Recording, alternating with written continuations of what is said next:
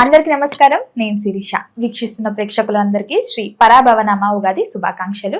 ప్రస్తుతం మనతో పాటు ఉన్నారు ప్రముఖ తంత్ర జ్యోతిష్యులు, జ్యోతిష్య రత్న, జ్యోతిష్య సామ్రాట్ చింత రుక్మందర్ గారు. గురుగారితో మాట్లాడదాం. నమస్కారం గురుగారు. మాతృదేవోభవ, పితృదేవోభవ, ఆచార్య దేవోభవ. ఓం నమో మాందేశ్వరాయ నమః. అందరూ బాగుండాలి, అందరికీ మంచి జరగాలి. గురుగారు, ముందుగా మీకు ఉగాది శుభాకాంక్షలు అండి. సంతోషం అండి. మీకు, మన ఛానల్ వీక్షిస్తున్న ప్రేక్షకులకు, రెండు రాష్ట్రాల్లో ఉన్న తెలుగు ప్రజలందరికీ కూడా శ్రీ పరాభవనామ ఉగాది శుభాకాంక్షలు. గురుగారు, ముఖ్యంగా ఉగాది అనగానే మనకు గుర్తుకొచ్చేది షడ్రుచులు, అలాగే ఉగాది పంచాంగం. ముఖ్యంగా ప్రతి ఒక్కరు చూసుకుంటారు ఈ సంవత్సరం అంతా మాకు ఎలా ఉంటుంది, ఆదాయం ఎలా ఉంది, రాజపూజం ఎలా ఉందని చెప్పి. సో ముఖ్యంగా చూసుకుంటే మరి సింహరాశి వారికి ఎలా ఉంటుందంటారు, ఎలాంటి జాగ్రత్తలు తీసుకోవచ్చు అంటారండి? ముఖ్యంగా ప్రతి సంవత్సరం ఉగాది పంచాంగం చూసుకునేటప్పుడు ప్రతి ఒక్కరు ఈ సంవత్సరం మన రాశికి ఆదాయం ఎంత, వ్యయం ఎంత, రాజ్యపూజ్యం ఎంత, అవమానం ఎంత అనేటువంటిది ప్రతి ఒక్కరికి ఒక ఆసక్తికరమైన విషయము. దాన్ని చూసుకుంటారు. తర్వాత ఫాలో అవుతారో లేదో మనకు తెలియదు, కానీ దాన్ని మాత్రం ఖచ్చితంగా చూసుకుంటారు. ఈ సంవత్సరం చూస్తే ఆదాయం 5, వ్యయం 5 సమానం, రాజ్యపూజ్యం 7, అవమానం 7, అంతా సమానంగా ఉన్నాయి. అదేవిధంగా ఈ రాశి వారికి చెప్పాలంటే ఈ సంవత్సరం చాలా ప్రత్యేకమైన రాశి, ప్రత్యేకమైన ఫలితాలు ఈ సంవత్సరం సింహరాశి అని చెప్పచ్చు. ఎందుకంటే వీళ్ళకి ప్రస్తుతం అష్టమ శని నడుస్తూ ఉంది. 8లో శని ఉన్నాడు, 7లో రాహు ఉన్నాడు. అంటే రాహు శని ఈ రాశికి బద్ధ శత్రువులు. సింహరాశికి రాహు శని మొదటి శత్రువులు, బద్ధ శత్రువులు, జీవిత పర్యంతం శత్రువులు. అంటే రాహుతో వీళ్ళు ఇబ్బంది పడలేదు, రాశినే చూస్తున్నాడు రాహు. ఎందుకంటే లాభంలో ఉన్న గురువు రాహువుని చూస్తున్నాడు, అంటే నియంత్రిస్తున్నాడు. అష్టమంలో ఉన్న శనితో ఇబ్బంది పడుతున్నారు. అదే శనిని ఏ గ్రహం చూడడం లేదు. ఈ గురువు ఈ రాశికి పంచమాధిపతి, అంటే శుభగ్రహము. అంటే గ్రహరాజు గురువుకి శిష్యుడే కదా. అంటే ఇప్పుడు పూర్వకాలం రాజులు ఏం కేవలం గురువులను ఆశ్రయించేవాళ్ళు.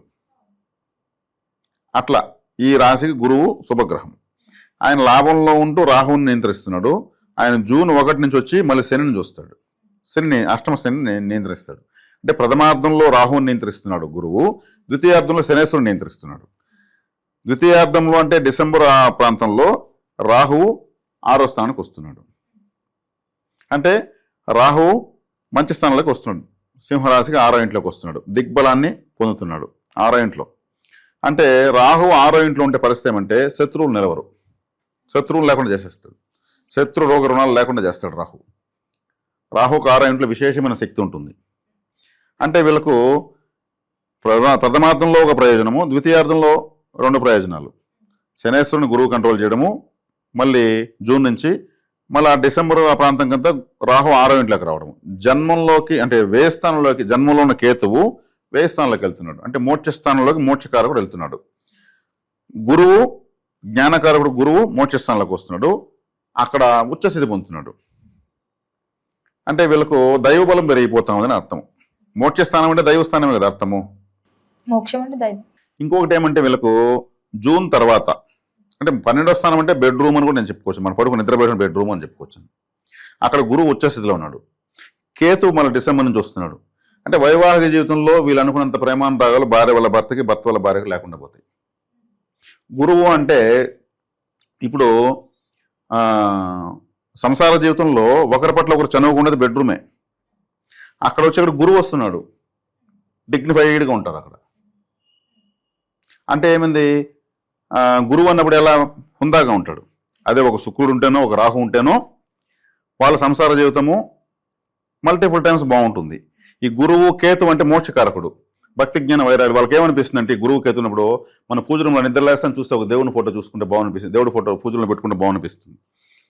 మామూలుగా పూజరూమ్ అంటే బెడ్రూమ్లో నిద్ర లేవగానే దేవుని చూద్దామా అనిపిస్తుంది. బెడ్రూమ్లో దేవుడి ఫోటోలు పెట్టకూడదు, పూజ రూమ్లో పెట్టాలి. కానీ ఇక్కడ గురువు కేతు వచ్చే కాడికి వీళ్ళకు కాస్త భక్తి జ్ఞాన వైరాగ్యం పెరుగుతుంది. అంటే వాళ్ళు ఆ క్వాలిటీస్ ఇస్తారు. అదొకటి చిన్న అన్కంఫర్ట్, అంత ఇంకేం లేదు.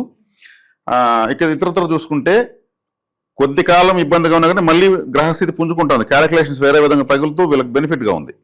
జనరల్గానే సింహరాశి వాళ్ళు ధీమా ఎక్కువ, వీళ్ళపైన వీళ్ళకి నమ్మకం ఎక్కువ.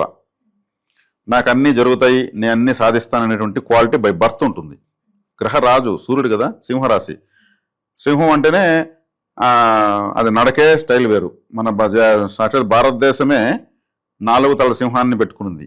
భారతీయుడు 4 తల సింహం అంటే 4 వైపులా సింహావలోకనంతో బతికేవాడిని అర్థం. ఆ రాసే ఇది. కానీ వీళ్ళకి అదే ఒక విధంగా మైనస్. వీళ్ళ పొగిడితే ఏమైనా చేసేస్తారు. నువ్వు అంతటోడు నువ్వు ఇంతటోడు అంటే బీగాలు ఇచ్చేస్తారు, సంతకాలు పెడేస్తారు, ఇంకేమైనా దాన ధర్మాలు చేస్తారు, అన్నీ చేస్తారు. తిరిగి వీళ్ళు వాళ్ళని సహాయం అడగలేరు. నేనేంది వాళ్ళని అడిగేది అనే దాంట్లో నష్టపోతారు. పొగడ్తలకు పడిపోతుంటారు ఎక్కువగా. రాజకీయ ఆపేక్ష అభిలాష ఎక్కువ ఉంటుంది. కాబట్టి ఇప్పుడు రాజకీయ రంగంలో ఉన్న వాళ్ళకి కూడా ఒక వ్యూహాత్మకమైన బెనిఫిట్ ఉంటుంది వీళ్ళకు. రాహు 6వ ఇంట్లోకి వస్తున్నాడు, శత్రువులు లేకుండా చేస్తానని చెప్పాను కదా. రాజకీయంలో కూడా శత్రువులు ఎక్కువ. అవును, వారికే ఉంటారు ఎక్కువ. కాబట్టి ద్వితీయార్థంలో వీళ్ళకు ఒక ప్రత్యేకమైనటువంటి ప్రయోజనాలు ఉంటాయి. ప్రథమార్థంలో శనేశ్వరుడు అష్టమ శని నియంత్రణ అవుతోంది. ఇది ప్రథమార్థంలో రాహు నియంత్రణ అవుతున్నాడు, ద్వితీయార్థంలో అష్టమ శని నియంత్రణ అవుతుంది. ఇది వీళ్ళకు చాలా చెప్పుకోదగ్గ విషయం. కానీ ద్వితీయార్థంలో రాహువుని శనిని 2 ప్రథమార్థ ద్వితీయార్థంలో గురువు కంట్రోల్ చేయడమే చాలా ప్రత్యేకమైనటువంటి గ్రహ సంపత్తి. వీళ్ళకు మోక్షస్థానాలకు గురువు కేతు వస్తున్నారు కాబట్టి వీళ్ళు కూడా తీర్థయాత్రలు చేస్తే చాలా మంచిది. తీర్థయాత్రలు అంటే తీర్థంతో ఆ యాత్ర చెప్పారు. తీర్థం అంటే ఏమి? మన గుళ్ళో పోతే తీర్థం ఇస్తారు కదా. తీర్థయాత్రలు అంటే ఏమి? ఎన్నో ఆలయాల్లో వెళ్ళి తీర్థం తాగేది, ఎన్నో పోయేసి నదుల్లో మునగడము, పుణ్య నదీ స్నానాలు చేయడము, అవన్నీ కూడా జలమే కదా. అడంతా మునిగిలేసి అవి బాటల్లో తెచ్చుకుని అందరికి పంచడము, కడుపుకు తీసుకోవడము, ఇదే తీర్థయాత్రలు అంటారు. ఆలయ యాత్ర అని కూడా చెప్పరు. పలు రకాల తీర్థయాత్రలు చేసేదానికి. అది కూడా 12వ స్థానం జలస్థానమే, కర్కాటకం జలరాశి. అక్కడ గురువు వచ్చి పడుతున్నాడు. కాబట్టి పలు రకాల తీర్థయాత్రలు పుణ్యక్షేత్రాలు సందర్శిస్తే వీళ్ళకు విశేష రాజయోగము. కాబట్టి తీర్థయాత్రలు చేసే వాళ్ళకు బెడ్ కంఫర్ట్స్ కావాలని ఆలోచిస్తారా? దేవుడు భక్తి చింతన ఇది పెరిగిపోతుంది. కాబట్టి పుణ్యక్షేత్రాలు తిరిగి వస్తే మనకు అది జరుగుతా ఇది జరుగుతూ ఉంటుంది. కాబట్టి కాస్త వైవాహిక జీవితంలో ఉన్నటువంటి దశలో ఉన్న వాళ్ళకు మాత్రం కొంచెం అన్కంఫర్ట్గా ఉంటుంది. అంతేగాని మిగిలిన వాళ్ళకు పెద్దవాళ్ళకంతా చాలా బాగుంటుంది. ముఖ్యంగా గురుగారు మరి మొదటి 6 నెలలు ఎలా ఉంటుందంటారు? మొదటి 6 నెలలు చెప్తున్నా కదా. మొదటి ప్రథమార్థంలో ఒక బెనిఫిట్ ఉంటే ఒక హెడ్ఏక్ ఉంది, ద్వితీయార్థంలో ఇంకో బెనిఫిట్ ఉంటే ఇంకో హెడ్ఏక్ ఉంది. ప్రథమార్థంలో గురువు లాభంలో ఉన్నాడు, మంచిదే. రాహుని చూస్తున్నాడు, సప్తమ రాహుని కంట్రోల్ చేశాడు. కానీ అష్టమ శనిని కంట్రోల్ చేయలేకపోతున్నాడు. ఆయన మళ్ళీ వ్యయంలోకి వచ్చి ఉచ్చస్థితి పట్టి అష్టమ శనిని కంట్రోల్ చేస్తున్నాడు, రాహుని కంట్రోల్ చేయలేకపోతున్నాడు. ఎందుకంటే ఆయన దృష్టి పడడం లేదు. ఒక ప్లస్ ఉంటే ఒక మైనస్ ఉంది. అదే రాహు డిసెంబర్లో 6వ ఇంటికి వచ్చినప్పటికీ రిలాక్స్ అయిపోతారు వీళ్ళు. జన్మంలో కేతు కూడా వెనక్కి వెళ్ళిపోతాడు. ఈ 4 గ్రహాలే చాలు మనము చెప్పేయచ్చు జీవితాన్ని. ఇప్పుడు కేతు కూడా మోక్షకారకుడు కాబట్టి ఏది నాకు వద్దంటాడు. ఆయన బెడ్రూమ్లోకి పోతే ఏమవుతుంది? అట్లాగే ఉంటుంది. అంటే భక్తి జ్ఞాన వైరాగ్యాలు పెడతాయి. కాబట్టి దాన్ని ఇంకో డిస్టర్బెన్స్గా తీసుకోకుండా సమన్వయం చేసుకుని ముందుకెళ్ళగలిగితే మంచిది. వీళ్ళకు కులదేవత ఆరాధన ఎంత ఎక్కువ చేస్తే సింహరాశులు అంత సూపర్. సింహరాశులు కంపల్సరీ చేయాలి. ఎందుకంటే కాలపురుషుడికి 5వ స్థానము సింహము, సింహానికి 5వ స్థానము ధనస్సు, ధనస్సుకు అధిపతి గురువు, దేవగురువు. కాబట్టి కులదేవత ఆరాధన వీళ్ళు రాశి ఫలాలు మాస ఫలితాలు జాతకాలకు పక్కన పెట్టి ఎప్పుడు ఇంటి దేవుడిని ఆరాధిస్తూ ఉంటే ఇంకా వీళ్ళకి కాని పని అంటూ లేదు. కులదేవత తెలియని వాళ్లకు శంగాలి అనే ఒక కర్ర ఉంది, శంగాలి కర్ర అంటారు. ఆ శంగాలి కర్ర కులదేవతగా భావించి ఆరాధించుకోవచ్చు ఎవరైనా సరే. అది ఒక రూల్ కర్రలాగా వస్తుంది, రెడ్ బ్లాక్ మిక్సింగ్లో ఉంటుంది. మా దగ్గర దొరుకుతుంది. మా వాళ్ళకి ఫోన్ చేస్తే వివరాలు, రేటు, ఆ సైజెస్ చెప్తారు. అది చాలా ఇంపార్టెంట్. సింహరాశి వాళ్ళు జీవిత పర్యంతము కులదేవతారాధన, పితృదేవతారాధన చేయాలి. పితృదేవతని 4 ఫాదర్స్. ఈ 2 చేస్తూ ఉంటే ఎంత వ్యతిరేక పరిస్థితులు అయినా సరే కంట్రోల్ అయిపోతాయి. ఆ తర్వాతనే ఇతరత్ర. కాబట్టి ఇది చేసుకోవాలి వీళ్ళు. గురుగారు మరి ముఖ్యంగా చూసుకుంటే ఈ సంవత్సరం విద్యార్థులకు ఎలా ఉంటుందంటారు? అదే విద్యార్థులు అంటే ఈ రాశి వాళ్ళ ధీమా ఎక్కువ ఉంటుంది. నాకు అన్నీ వస్తాయి, అన్నీ జరుగుతాయని ధీమా దెబ్బతీస్తుందని చెప్తున్నాను మామూలు జనరల్గా. కాబట్టి ఇక్కడ వచ్చేకాడికి విద్యాస్థానాధిపతి బుధుడిని యాక్టివేట్, వీళ్ళు బాగానే చదువుతారు. వీళ్ళకి ద్వితీయాధిపతి బుధుడిని బలపరిస్తే సింహరాశి వాళ్ళకి ఇంకేం అవసరం లేదు. ఒక కులదేవత పితృదేవతలు ఎలాగైతే పట్టుకోవాలో బుధుడిని గట్టిగా పట్టుకోవాలి వీళ్ళు. అదే బుధగ్రహానికి సంబంధించినటువంటి పరిహారాలు ఎక్కువ చేసుకోవాలి. దాన్ని చేసుకుంటా ఉంటే లైఫ్ అంతా సెట్ అయిపోతుంది. ఎందుకంటే ద్వితీయాధిపతి క్యాష్కి సంబంధించిన వాడు, లాభాధిపతి బుధుడు అయినాడు. కాబట్టి ఇప్పుడు గెజిటెడ్ ఆఫీసర్సు అంటే గ్రీనింగ్ సైన్ హోల్డర్స్, బుధుడు అంటే గ్రీన్, ఎక్కువగా ఈ రాశిలో పుడతారు, సింహరాశిలో పుడతారు. అదేవిధంగా గొప్ప గొప్ప ఆడిటర్స్ అంటే కొన్ని వేల కోట్ల కంపెనీలకు ఆడిటర్స్ ఉంటారు. అదొక పెద్ద పద్మవ్యూహంలాగా ఉంటాయి వాళ్ళ ఆదాయాలు వ్యయాలు ఖర్చులంతా. దాన్ని ఛేదించగలిగే ఏకైక డాక్టర్ ఆడిటరే. మనకి ఎట్లయితే అనారోగ్యం చేస్తే డాక్టర్ మెడిసిన్ ఇస్తాడో, కంపెనీలకు కంపెనీ లెక్కలు జమా ఖర్చులు అన్ని చూసేటువంటి చిట్టాలన్నీ చూడగలిగేది ఒక ఆడిటరే. ఆడిటర్ చాలా టాలెంటెడ్గా ఉన్నాడు. ఈ సింహరాశి వాళ్ళ ఎవరైనా ఆడిటర్ ఉంటే లక్షల కోట్ల కంపెనీలకు కూడా ఆడిటింగ్ చేసేస్తారు. ఆడిటింగ్ తేడాలు లేకుండా చూస్తారు. కాబట్టి వీళ్ళు సిఏ చదవడం కానీ తత్సంబంధమైన విద్యలు మేధావితనానికి సంబంధించినటువంటి కూడా బాగా చదవచ్చు, వీళ్ళు వస్తాయి కూడా. కాబట్టి బుధకారకత్వం గట్టిగా పట్టుకోవాలి. బుధకారకత్వం అంటే ఏముంది? సరస్వతి దేవారాధన, మహావిష్ణు ఆలయానికి ఎక్కువ వెళ్ళడము, బుధుడికి అధిష్టాన దేవత మహావిష్ణువే, ఎక్కువ వెళ్ళడము, గ్రీన్ కలర్ ఎక్కువగా లైక్ చేయడము. గ్రీన్ కలర్ అని చెప్పాను కదా, పాకిస్తాన్ పచ్చని లైక్ చేయకూడదు. దాంట్లో ఎన్నో గ్రీన్లు ఉన్నాయి, లేత పచ్చ, ముదురు పచ్చట్లు ఉన్నాయి. మంచి గ్రీన్ కలరు ఫాలో కావచ్చు. గ్రీన్ కలర్ కట్ షీప్ వాడచ్చు, గ్రీన్ కలర్ దువ్వెన వాడచ్చు, గ్రీన్ మిక్సింగ్ డ్రెస్సులు వాడచ్చు, పెసరట్టు ఎక్కువ తినచ్చు, బెండకాయలు ఎక్కువ తినచ్చు. ఇవంతా బుధుడు యొక్క కారకత్వాలు. మధుర మీనాక్షి అమ్మవారి ఆలయాన్ని ఎక్కువ దర్శించవచ్చు. మధిష్టాన దేవత మధుర మీనాక్షి అమ్మవారు గ్రీన్ కలర్గా ఉంటుంది పూర్తిగా. ఇవన్నీ సింహరాశి వాళ్ళకి చాలా చాలా మంచిది. ఇలా చేస్తూ రావడంలో విద్యలో మంచి స్థాయికి వెళ్ళిపోతారు. విద్య వచ్చిందంటే ఇంక జీవితం సెట్ అయిపోయినట్టు. గురుగారు, ముఖ్యంగా కుటుంబ వాతావరణం ఎలా ఉంటుందంటారు? కుటుంబ వాతావరణం ప్రతి బుధవారం మహావిష్ణు ఆరాధన, విష్ణు సహస్రనామాలు, వెంకటేశ్వర సుప్రభాతం లాంటివి వింటూ రావడం వల్ల కుటుంబ వాతావరణంలో కలతలు ఉన్నా కానీ అందరిని అర్థం చేసుకునే శక్తి వస్తుంది, ఖచ్చితంగా వస్తుంది. ఆరోగ్యం వీళ్ళకి జనరల్గానే బాగుంటుంది. గృహయోగం, వాహన యోగం ఉందంటారా మరి ఈ సంవత్సరంలో? ఉన్నాయి. కుజుడు కూడా వీళ్ళకు అనుకూలంగానే ఉన్నాడు. కుజగ్రహం అంటే భూకారకుడు. ఇప్పుడు కుజుడు అంటే కమాండరు, అంటే ఆర్మీ చీఫ్. ఈ గ్రహానికి రాష్ట్రాధిపతి ఎవరు? సూర్యుడు. సూర్యుడు అంటే ఎవరు? Prime minister of India. Prime minister of ఇండియాకి ఆర్మీ చీఫ్కి ఎప్పుడు డైలీ మాట్లాడుకుంటారు వాళ్ళు. ఆయన పక్కనే ఉంటాడు, ఎప్పుడు ప్రైమ్ మినిస్టర్ సెక్యూరిటీ చూస్తూనే ఉంటాడు ఎక్కడ పోయినా కానీ. అంటే కుజుడు రవి మిత్రగ్రహాలు. కాబట్టి వీళ్ళకు భూయోగము, వాహన యోగము, గృహయోగం బాగానే ఉన్నాయి ఈ సంవత్సరం, ఇబ్బంది ఏం లేదు. గురుగారు, ముఖ్యంగా చూసుకుంటే ఈ రోజులలో దూర ప్రయాణాలు చేయాలంటే భయపడుతున్నారు. మరి ఈ సింహరాశి వారు ఈ సంవత్సరంలో దూర ప్రయాణాలు చేయొచ్చు అంటారా? తీర్థయాత్రలు చేయొచ్చు. తీర్థయాత్రలు బాగా పనిచేస్తాయి, బాగా మంచి ఫలితాన్ని ఇస్తాయి. దానికోసం తీర్థయాత్రల కోసం పెట్టిన ఖర్చు కూడా వీళ్ళకి మళ్ళీ ఇంకొక రూపంలో దేవుడు ఇస్తాడు. వీళ్ళకు తీర్థయాత్ర చేసే కొద్దిగా మనీ వస్తూ ఉంటుంది వీళ్ళకు. ప్లస్ దుష్కర్మ నశిస్తుంది, డబ్బులు వస్తుంది. ఎందుకంటే ధనకారకుడు వ్యయ స్థానంలో మోక్ష స్థితి పొందాడు కాబట్టి ఎక్కువ తీర్థయాత్రలు చేయడము. తీర్థయాత్రలు మేము చేయలేమండి, మీరు చెప్పేస్తే మేము ఎక్కడ పోవడం డబ్బులు అనుకుంటే మీకు దగ్గరలో ఉంటున్న ఆలయాలు సందర్శిస్తూ ఉండొచ్చు, పోయి రాగలిగినటువంటి ఆలయాలను సందర్శిస్తూ ఉండొచ్చు. కులదేవతారాధన ఖచ్చితంగా చేయాలి. గురుగారు, మరి ముఖ్యంగా ఆరోగ్యపరంగా ఎలా ఉంటుందంటారు వీరికి? ఆరోగ్యం వీళ్ళకి బాగానే ఉంటుంది. ఎందుకంటే ఆరోగ్యం భాస్కరాది చేత్ అన్నారు. మన ఆరోగ్యానికి భాస్కరుడు అంటే సూర్యుడే కారకుడు. ఆ రాశిలోనే పుట్టారు కాబట్టి వీళ్ళకు డిఫరెంట్ రెసిస్టెన్స్ పవర్ ఉంటుంది.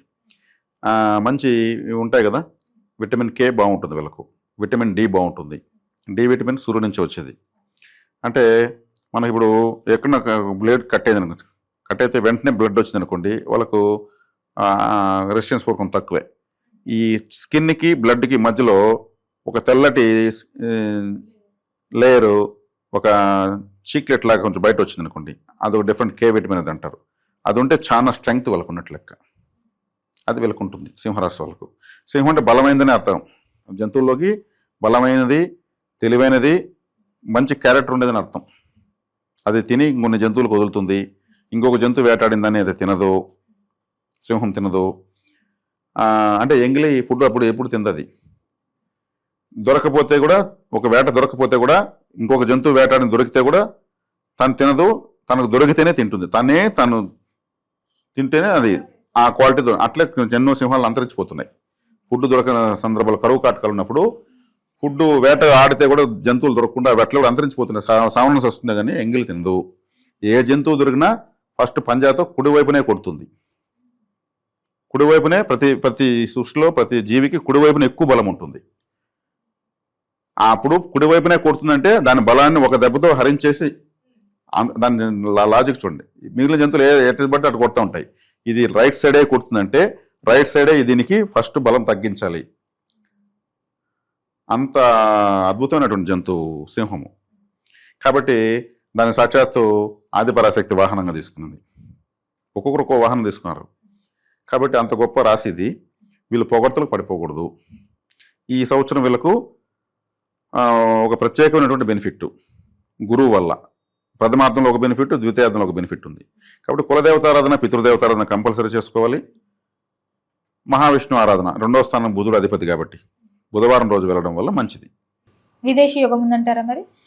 విదేశీ యోగాలు ఉన్నాయండి. వీళ్ళు ఏదైనా దేవతారాధన చేస్తే, ఇప్పుడు విదేశీ యోగము వీళ్ళకి కావాలనుకుంటే ఏదైనా దేవతారాధన చేస్తే ఖచ్చితంగా వచ్చేస్తుంది. ఎందుకంటే గురువు అక్కడ ఉన్నాడు కాబట్టి, గురువు దైవ గురువు కాబట్టి వీళ్ళు ఏదైనా మొక్కోవాలి. నాకు వీసా వస్తే నేను ఈ ఆలయానికి ఇచ్చేస్తాను, నాకు ఫారెన్లో జాబ్ వచ్చిందంటే నేను ఇది చేస్తాను మొక్కోవాలి. ఆ ఫండ్ మళ్ళీ ఆలయానికి ఇవ్వాలి. ఎందుకంటే గురువు ధనకారకుడు కాబట్టి, మోక్ష స్థానంలో గురువు ఉన్నాడు కాబట్టి, ఈ రాశికి పంచమాధిపతి కాబట్టి, పంచమాధిపతి వ్యయంలో ఉంటే వ్యయ స్థానంలో గురువు పనిచేయడం చెప్తారు అందరూ.